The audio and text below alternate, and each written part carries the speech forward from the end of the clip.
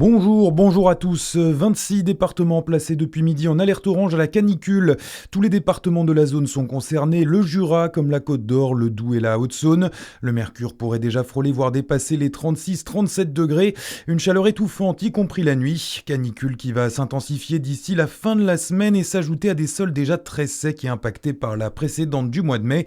Les explications de Serge Zaka, agroclimatologue. On a eu des excès d'eau très importants durant l'hiver. En mai, on a eu un peu de pluie, mais la canicule qu'il y a eu aussi en mai, cette canicule la plus précoce jamais observée, eh bien, a complètement desséché nos sols agricoles et également le sol des forêts. Alors, il n'y a plus d'eau dans les sols français entre 3 et 9 centimètres. Nous sommes, on va dire, en dessous de la morne, il reste un peu d'eau. C'est-à-dire que là, on a une canicule exceptionnelle qui arrive en France sur un sol de surface très sec.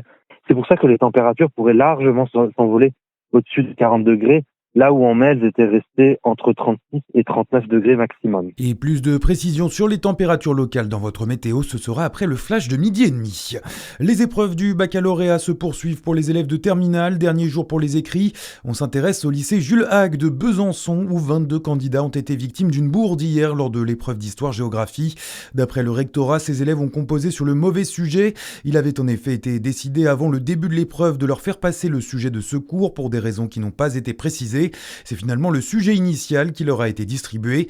Ces 22 candidats n'auront toutefois pas à repasser l'épreuve. Le rectorat indique que leurs copies feront l'objet d'une correction spécifique, distincte de celle des autres élèves concernés par le sujet de secours. En Côte d'Or, c'est demain qu'entre en vigueur le couvre-feu instauré à Chenôve. Il concerne les mineurs de moins de 16 ans non accompagnés. Décision prise par la municipalité socialiste en réaction aux différents actes de délinquance constatés ces derniers temps avec des auteurs de plus en plus jeunes. Concrètement, ces mineurs concernés ne pourront pas circuler sur la voie publique sans adultes entre 21h et 6h du matin, mesure qui doit s'appliquer jusqu'au 17 juillet. Pas de victimes, mais une production impactée après l'incendie qui s'est déclaré hier matin au sein de l'entreprise Cabois à Choisey.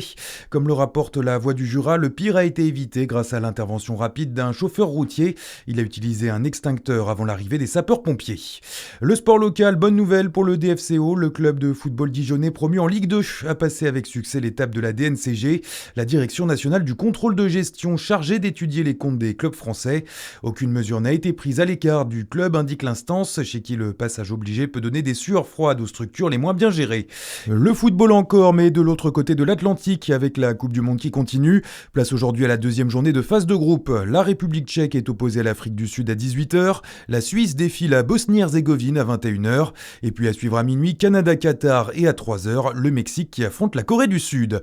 Voilà pour l'essentiel de l'actualité à la mi-journée. Bon après-midi sur Fréquence Plus.